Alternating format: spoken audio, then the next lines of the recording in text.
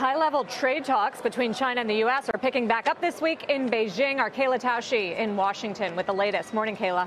Good morning, Sarah. President Trump might just be emboldened by the Mueller report and the attorney general's finding him cleared of obstruction of justice.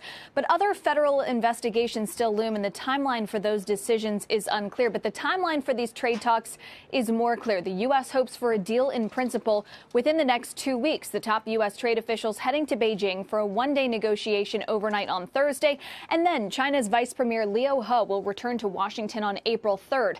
Senior administration officials hope a deal will be announced in the days after, with a Mar-a-Lago summit later in the month. There are several outstanding questions, though. Number one, can the substance of a deal and its enforcement be agreed upon? And will this emboldened President Trump push for an even harsher deal?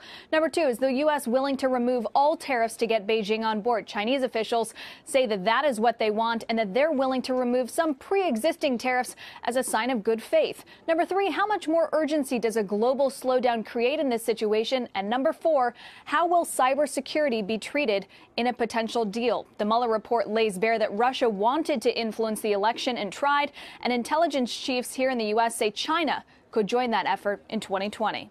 Guys? Kayla, any more clarity on whether tariffs stay or go when something gets done?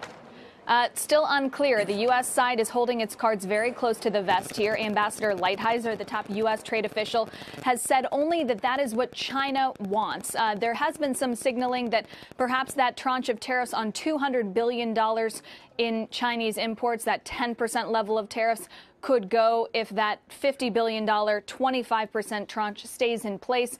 But unclear what happens in the room where it happens behind closed doors.